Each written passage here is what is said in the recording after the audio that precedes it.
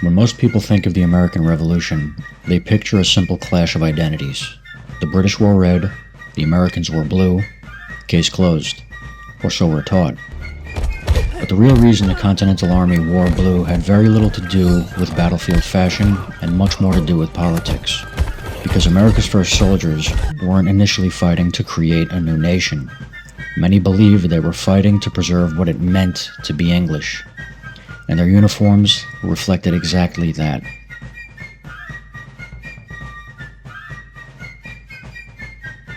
If you're fascinated by the strange details hidden beneath the surface of history, the forgotten stories, enduring legends, and overlooked truths, consider subscribing to Handheld History. Every week, we explore the moments that shaped our world and the mysteries that continue to surround them.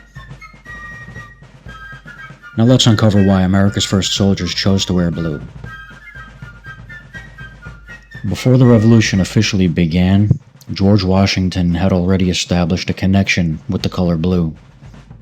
During the French and Indian War, he commanded the Fairfax Independent Company, a Virginia militia unit whose officers wore uniforms featuring blue and buff colors. In June of 1775, Washington arrived at the Second Continental Congress wearing this military uniform. It wasn't ceremonial, it was a message. The colonies were preparing for war. When Congress later appointed Washington commander of the Continental Army, these colors followed him. But there was another deeper reason behind this choice.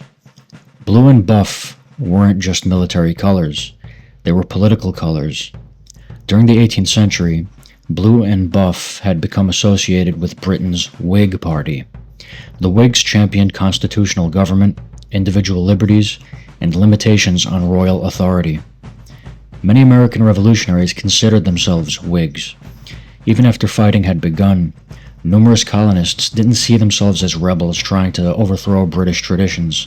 Instead, they believed they were defending what they saw as their rights as Englishmen. In their eyes, Parliament had become corrupt. The Crown had overstepped its authority. The issue wasn't England itself. It was that Britain had abandoned the very principles Americans believed made Britain free. By wearing blue and buff, the Continental Army wasn't rejecting English political ideals. Ironically, they believed they were preserving them. Of course, there was also a practical advantage. British regulars were famous for their red coats. As the war progressed, distinctive blue uniforms helped separate Continental troops from their enemies on the battlefield. But contrary to popular belief, there wasn't a standardized American uniform at the beginning of the war. Many soldiers arrived wearing civilian clothing. Others wore hunting shirts. Different regiments adopted different colors depending on local resources and traditions. The image of an army uniformly dressed in blue would take time to emerge. It wasn't until 1779 that the official regulations standardized dark blue coats for the Continental Army, with different colored facings used to distinguish troops from various regions. By then, the war had changed. The Declaration of Independence had been signed. The colonies had become states.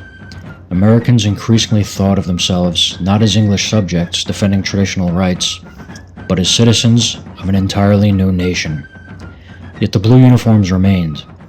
What had begun as a reflection of British Whig ideals slowly transformed into something uniquely American.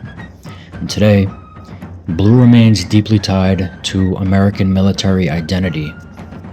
But its origins reveal an often forgotten truth about the Revolution itself.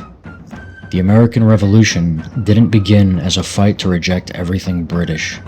For many who fought it, it began as a struggle to preserve principles they believed Britain itself had betrayed. And perhaps there's no better symbol of that complicated relationship than the color worn by Washington's army. The Continental Army didn't wear blue simply because the British wore red. They wore blue because they believed they were defending liberty itself. And in doing so, they created an identity that would eventually become American.